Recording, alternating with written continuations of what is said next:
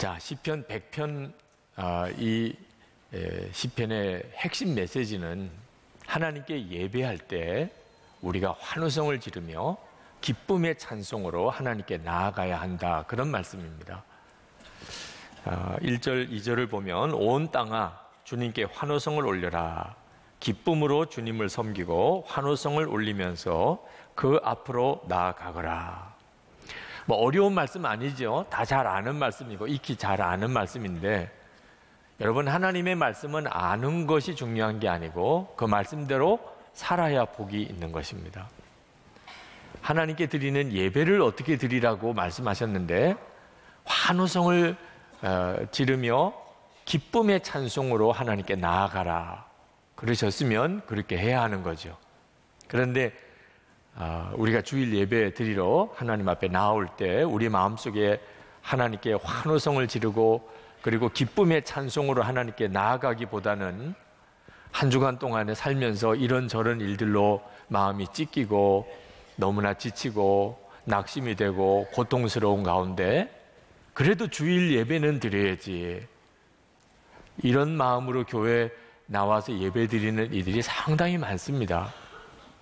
그러니까 마음으로 환호성을 지르고 기쁨의 찬송이 없는 상태에서 하나님께 예배드리는 일이 우리에게는 너무나 익숙해져 있습니다. 이건 굉장히 심각한 문제죠. 말씀대로 살아야 하는데 그러지 못한 게 얼마나 심각합니까? 여러분, 사춘기 된 자녀들 안아보셨습니까? 아이들이 사춘기쯤 되면 변합니다. 말도 없어지고 표정도 없어지고 만사가 다 귀찮고 대답도 항상 단답입니다. 예, 아니요, 몰라요, 이렇게 항상 뭔가 불만이 있는 듯한 그런 표정으로 바뀝니다. 그런 사춘기의 자녀를 한번 안아보신 분들은 진짜 전봇대 안는 것 같아요. 그런데 예배를 드리는 우리를 보시는 하나님의 마음이 마치 사춘기 자녀를 대하는 마음과 비슷하다는 심정이 듭니다. 스티브 브라운 교수님이 그분이 쓴 책 속에서 어느 엄마 이야기를 하셨습니다. 아들 둘을 기르는데 한 아이는 사춘기가 됐고 큰아들은, 둘째는 늦둥이라 이제 아직도 어린데 직장 갔다가 집에 돌아와 보니까 이 둘째 아이가 얼마나 그 진흙탕에서 놀았는지 온 옷이 다 흙범벅이 되고 얼굴도 손도 완전히 흙투성이가 된 채 하여튼 너무나 재미있게 놀다가 퇴근해 오는 엄마를 보고는 너무 좋아서 엄마 그러고는 달려오는데 도대체 이 아이를 어떻게 맞아줘야 될지 난감하더랍니다. 그런데 그렇게 엄마가 좋다고 달려오는 아이를 어떻게 외면할 수 있겠느냐 말이에요. 그래서 그 흙투성이가 된 아이를 끌어안았대요. 달려와서 품에 안기는 아이를. 그런데 그러면서 그 교수님에게 그런 이야기를 하더래요. 뻣뻣한 아들을 안는 것보다 더러운 아들을 안는 것이 훨씬 나아요. 훨씬 쉬워요. 그런 이야기를 했다는 겁니다. 그러니까 이 둘째 아들은 아주 정말 개구장이고 그래서 항상 그냥 옷을 더럽히는 아이인데 그래도 그 아이를 안아주는 게 훨씬 낫더라. 이제 큰 아이가 뻣뻣해져서 불만투성이고 그리고 아무 감정도 없고 이런 큰 아들은 도무지 품어지지 않는다는 거예요. 여러분, 탕자의 이야기에서 똑같은 이야기를 주님이 하셨습니다. 두 아들이 있었어요. 둘째는 정말 완전히 방탕하예요.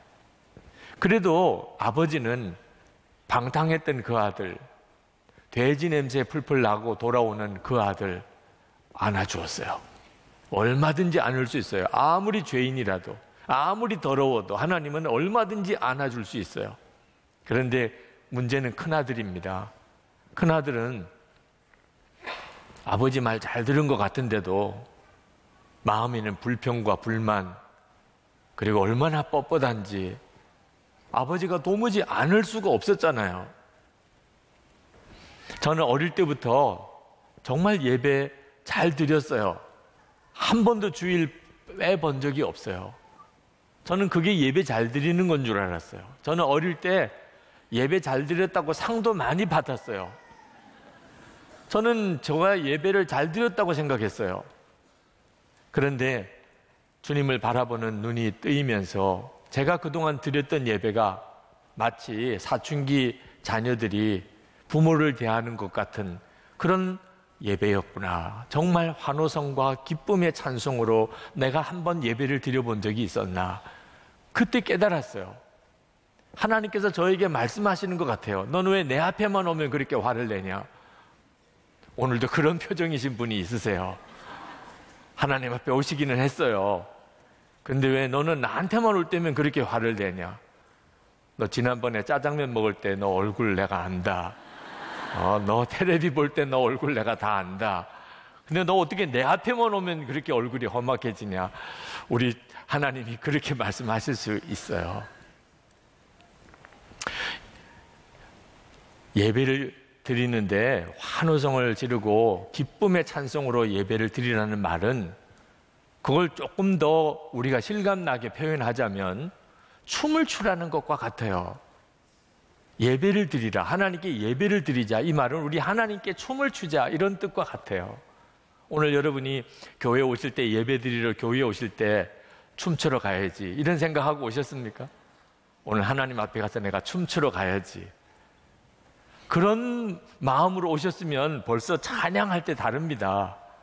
아까 우리 찬양할 때 얼마나 춤추기 좋아요. 네. 그죠? 앞으로 우리가 예배 드릴 때마다 표현을 조금 바꿉시다. 우리 춤추러 갑시다. 이렇게. 다윗은 정말 동의할 거예요. 다윗은 맞아요. 하나님께 예배하는 것은 춤을 추는 거예요. 우리가 진짜 예배를 드리는 그것은 어떤 느낌일까요?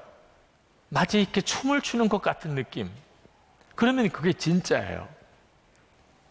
그러면 어떻게 그렇게 예배를 매번 드릴 수 있냐는 겁니다. 우리의 삶은 우리를 그렇게 만들어 놓지 않는데 지치게 하고 힘들게 하고 짜증나게 하고 화나게 하고 고통스럽게 하고 이런 세상 속에 사는데 어떻게 예배 드릴 때마다 환호성을 지르고 기쁨의 찬송으로 하나님께 나아갈 수 있냐 말입니다.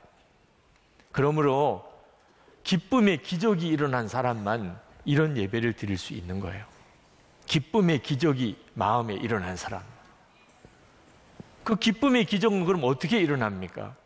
하나님을 알게 될 때 옵니다. 하나님을 알게. 환경이 달라지고 일이 잘 되고 해서 오는 게 아니에요. 하나님을 알게 될 때 오는 거예요. 그래서 시편 기자가 3절에 하나님을 알라고 말씀하는 겁니다. 너희는 주님이 하나님이심을 알아라. 하나님이 어떤 분이시죠? 그가 우리를 지으셨으니 우리는 그의 것이요 그의 백성이요 그가 기르시는 양이다. 하나님이 살아계시고 그 하나님이 나의 아버지가 되시고 하나님이 나를 창조하셨고 나는 하나님의 양이, 이 사실을 그냥 들은 게 아니고 그런 말을 들어본 적이 있다는 게 아니고 그게 정말 하나님을 만남으로 내가 눈이 뜨였어요. 그러면 그 속에서 기쁨의 기적이 일어납니다. 내 처지와 형편과 아무 상관없어요. 내 속에서 기쁨의 기적이 일어나요. 저에게 얼마 전에 어느 분이 메일을 보내주셨는데 장애를 가지고 계신, 그래서 심한 우울증을 겪고 계신 여자 성도님이셨습니다. 주님, 제가 주님을 원망했습니다. 제가 왜 장애인으로 태어났는지 주님을 원망했습니다. 저의 가정 형편을 기준으로 하나님의 사랑과 저의 존재를 판단했습니다. 저는 세상을 장애와 비장애라는 기준 하나로 나누었고 그것으로 하나님이 사랑하신다 안 하신다 판단하였습니다. 저는 화목하고 건강한 가족 안에 태어난 사람만 하나님께서 사랑하시는 증거라고 믿었습니다.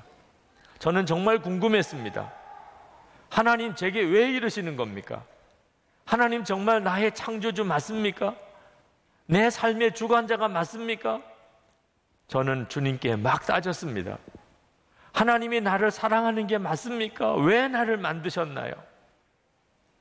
이분이 그렇게 하나님을 원망하고 자기 자신에 대해서 저주하고 세상을 저주하다가 우연히 제 설교 중에 눈으로 보는 현실과 믿음으로 보는 진실이라는 제목의 설교를 듣다가 눈이 뜨였다는 거예요. 자기가 원망하던 그 많은 문제들이 하나님의 은혜였음을 깨닫게 됐다는 겁니다. 하나님께서 사랑이 없으셔서 이 세상과 이 세상의 차별과 고통, 전쟁과 굶주림, 미움과 살인이 일어나는 것이 아님을 알았습니다. 제 장애가 하나님 앞으로 나를 데려갔고 하나님의 사랑을 부정하게 만든 그 고통과 상처가 사실은 하나님의 사랑을 발견하도록 나를 이끌었음을 깨달았습니다. 주님, 지금 저는 당신께 감사합니다. 이제 큰 자유를 얻었습니다. 이제는 주님이 내게 허락한 그 장애로 인해 감사드립니다. 온전하신 당신의 사랑을 깨닫게 해주신 그 고통의 멍에를 감사드립니다. 나에게 상처와 고통이 복이 되었고 나에게 죽음이 소망이 되었습니다. 저는 그분의 메일을 통해서 그분이 겪는 일, 경험한 일을 다 알 수는 없었습니다. 그러나 한 가지 분명한 건 알았어요. 그분 속에 기쁨의 기적이 일어났구나. 하나님을 바라보는 눈이 뜨이면서 그 우울증에 걸릴 수밖에 없던 그 형편 속에 그분 속에 기쁨의 기적이 일어났습니다. 어느 사모님 너무 몸이 아파서 병원에 가도 병명도 잘 분명치 않고 몸은 자꾸 더 아파지고 그 병으로 고생하는 세월이 길어지면서 그 사모님이 절망을 했습니다. 한 번은 자기가 젊은 사모님인데 자기가 도무지 더 살아날지 못할 것 같아서 가족들에게 유언도 했습니다. 하나님 왜 나에게 이렇게 이해할 수 없는 질병을 주십니까? 왜 빨리 고쳐주시지 않습니까? 그러다가 성경 말씀 한 구절이 가슴에 와 닿았습니다. 고린도전서 3장 16절입니다. 너희가 하나님의 성전인 것과 하나님의 성령이 너희 안에 계시는 것을 알지 못하느냐. 내가 하나님의 성전이라고, 이 병든 몸 안에 성령님이 와 계시다고. 사실이었거든. 자기 몸은 몹시 병들었지만 성령님은 자기 안에 계셨거든. 이걸 깨닫고 난 다음에 그 사모님은 찬양이 터져 나오더래요. 그리고 깨달았대요. 몸이 고쳐져야만 찬양하는 게 아니라는 걸. 몸이 아프고 여전히 아프고 더 아파도 얼마든지 하나님을 찬양할 수 있다는 걸. 그리고 그렇게 찬양할 때 하나님이 너무나 기뻐하신다는 걸 경험하셨어요.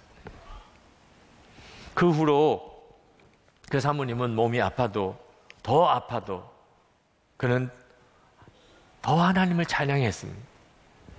그렇게 하면서 하나님께서 그 사모님에게 역사하기 시작했어요. 그 사모님의 병든 몸을 만지기 시작하고 무엇보다도 가정 분위기가 달라져 버렸어요. 목사님과 아들이 기쁨을 회복했어요. 사실 집안에 오래 병으로 고생하는 가족이 있으면 집안이 분위기가 우울하잖아요. 그런데 그 사모님이 그렇게 찬송을 많이 하니까 목사님도 아들도 너무나 기쁨이 일어나기 시작했어요. 식사하면서 식사기도 끝나고 나면 돌아가면서 그 사모님을 향하여 선포합니다.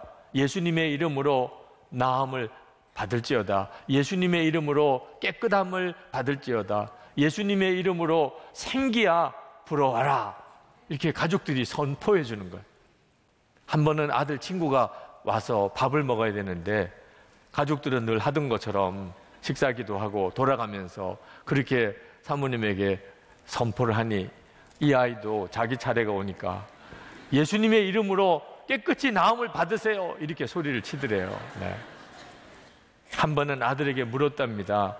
하나님의 자녀가 몸이 아프고 어려운 일이 생기면 어떻게 해야지? 그랬더니 그 아들이 너무나 간단하게 너무나 당연하다는 듯이 하나님을 믿고 크게 기도하고 그리고 막 노래 부르면서 찬송하는 거죠. 그 말을 듣고 그 어린 아이가 자기의 몸이 아픈 이 질병이라고 하는 걸 보면서 믿음 하나는 너무나 분명하게 가졌구나 하는 사실을 깨닫고 너무 감사했다는 거예요. 하나님을 아는 눈이 뜨이면 우리 속에 기쁨의 기적이 일어납니다. 하나님은 정말 살아계시고 나의 하나님이시고 그 하나님이 지금 나와 함께 계시고 내 아버지가 되신다. 이게 진짜 믿어지는 성도는 특징이 있습니다. 얼굴이 밝은 거예요. 미국 서부 시대에 금광을 찾아서 사람들이 서부로 몰려갈 때 몇몇 분이 금광을 발견했습니다. 너무 기뻤어요. 이제 채굴을 해야 되니까 채굴 장비를 마련해서 다시 모이기로 했습니다. 그 대신에 약속을 했어요. 아무에게도 말하지 맙시다. 우리끼리만 이 금강에서 얻은 이익을 나눕시다. 다들 동의했어요. 그리고 헤어졌습니다. 약속한 날 모였는데 사람들이 너무 많이 모였어요. 화가 났습니다. 누가 도대체 말한 거야? 비밀 지키기로 했잖아. 그런데 아무도 말한 사람이 없었어요. 그런데 어디서 이렇게 많은 사람이 온 거죠? 그래서 당신은 어떻게 왔습니까? 여기 금광이 발견된 걸 어떻게 알았습니까? 얼굴 보면 알지요. 얼굴 보면. 아무 말 안 했어요. 그런데 벌써 얼굴에 이 사람들 금광 발견했구나 표시가 확 나는 거예요. 그래서 그냥 따라온 거라는 거예요. 여러분, 이 세상 사람들이 하나님 살아계신 걸 어떻게 알 수 있겠습니까? 우리 얼굴 보면 알지요. 우리 얼굴 보면. 여러분, 하나님과 금광 비교가 됩니까? 금광과 비교할 수 없는 하나님을 만났어요. 하나님을 알아요. 우리의 얼굴 표정을 어떻게 숨길 수 있겠어요? 지금 하나님 앞에 환호성을 지르고 기쁨의 찬송으로 예배하라고 하는 말씀은 그 말씀이에요. 4절에 보면 감사의 노래를 드리며 그 성문으로 들어가거라. 찬양의 노래를 부르며 그 뜰 안으로 들어가거라. 감사의 노래를 드리며 그 이름을 찬양하여라. 하나님을 아는 성도는 당연히 그렇게 하게 됩니다. 이게 기적 중의 기적이죠. 기쁨의 기적 말입니다. 여러분 모두가 다 누릴 수 있는 거예요. 예수 믿는 사람이면 한 사람도 빠짐없이 다 이 기쁨의 기적을 누릴 수 있습니다. 여러분, 이 기쁨의 기적은 주일 예배 빠지지 않고 새벽기도 나와야 되고 제자훈련 받아야 되고 단기 선교도 한 번은 가야 되고 영성훈련도 해야 되고 영성일기도 꼭 써야 되고 그렇게 해서 얻어지는 게 아닙니다. 그렇게 열심히 했는데도 기쁨의 기적은 전혀 경험하지 못하는 사람들 많습니다. 주일 예배 드려야 되고 그리고 새벽기도 나와야 되고 큐티도 해야 되고 영성일기도 쓰고 제자훈련도 받고 단기선교도 가고 다 중요합니다. 꼭 필요합니다. 그러나 핵심은 예수 그리스도에게 있어요. 예수 그리스도를 놓친 채로 예배만 열심히 드리고 새벽기도 나오고 제자훈련 받고 봉사하고 단기선교 가는 사람들도 있어요. 예수님이 초점이시에요. 예수님을 만나기 위해서 주님께로 인도하기 위해서 다 필요한 것들이에요. 정작 주님을 바라보지 못하면 그건 우리에게 종교적인 무거운 굴레가 될 수도 있어요. 우리에게 기쁨의 기적을 일으키는 핵심은요, 예수 그리스도세요. 하나님께서 우리에게 환호성을 지르며 하나님께 나와 기쁨의 찬송을 부르라고 하시는 이유는 우리를 보시는 하나님이 그렇게 기쁘시기 때문이에요. 하나님이 우리를 보실 때 그렇게 기쁘시기 때문에 우리도 하나님을 향하여 그렇게 기쁨으로 나와 예배하라는 겁니다. 여러분, 여러분의 자녀들을 보면 기쁘시지요. 말 안 들을 때도 있고 속썩일 때도 있지만 그래도 자녀를 보면 부모의 마음에는 기쁨이에요. 다른 사람은 이해할 수가 없습니다. 인물이 잘나서 그렇습니까? 공부를 잘해서 그렇습니까? 뭘 여러분에게 잘해줘서 그렇습니까? 조건이 없어요. 내가 낳은 아이라는 것 하나, 그냥 존재 자체가 나의 기쁨이에요. 우리의 자녀들은. 하나님도 똑같으세요. 하나님께서 우리를 그렇게 기뻐할 이유가 뭐 있겠습니까? 조건을 따지면 정말 이유 없지요. 그런데 하나님은 십자가를 통하여 우리를 낳았어요. 예수 그리스도 십자가에 죽고 우리는 구원하셨어요. 우리는 하나님의 자녀예요. 우리의 존재 자체가 하나님의 기쁨이 됐어요. 그걸 계속 말씀하고 계세요. 믿으라는 거예요. 스바냐 3장 17절, 너희 하나님 여호와가 너희 가운데 계시니 그는 구원을 베푸실 전능자이시라. 그가 너로 말미암아 기쁨을 이기지 못하시며 너를 잠잠히 사랑하시며 너로 말미암아 즐거이 부르며 기뻐하시리라 하리라. 하나님은 그렇게 기쁨이 넘쳐요. 우리를 향하여. 예수님의 마음, 우리 안에 오신 예수님의 마음에는 우리를 향한 기쁨이 넘치세요. 예수님을 영접했어요. 그리고 그 주님을 바라보면서 우리가 그 기쁨을 느껴요. 우리를 향한 하나님의 기쁨을. 그래서 우리도 하나님을 기뻐하는 거예요. 시편 37편 4절에 또 여호와를 기뻐하라. 그가 내 마음의 소원을 내게 이루어 주시리로다. 존 버년의 철로역정 2부를 보면 크리스천의 아내 크리스티나가 자비라고 하는 한 자매와 함께 천국까지 가는 여정을 그리고 있습니다. 참 쉽지 않은 고비들을 넘어갔는데 어느 날 이 자비 양이 잠을 자는 모습을 크리스티나가 보는데 너무나 환하게 웃는 겁니다. 무슨 꿈을 꾸는 것 같은데 이 어려운 처지에서 어떻게 저렇게 웃을 수 있을까? 그래서 깨고 난 다음에 물어봤어요. 왜 그렇게 자면서 웃었냐고. 그랬더니 그 자비 양이 꿈꾼 이야기를 해주었습니다. 내가 너무나 남루하고 더러운 옷을 입고 있었다는 거예요. 그건 자기 마음을 말하는 것 같더래요. 너무 더러워요. 나는 너무 더러워. 내 마음은 너무 더러워. 이거 어떡하지? 그러면서 그게 너무 안타까워서 울고 있는데 한 천사가 다가오더랍니다. 그러면서 묻더래요. 너 왜 그렇게 우느냐? 제가 너무 더러워서 그렇습니다. 그랬더니 그 천사가 평강이 너에게 있을지어다. 그렇게 선언해 주면서 손수건으로 눈물을 이렇게 닦아주더니 금과 은으로 만든 옷을 입히고 아름다운 면류관을 씌워주고 목걸이를 해주고 그리고는 손을 잡고 따라오라는 거예요.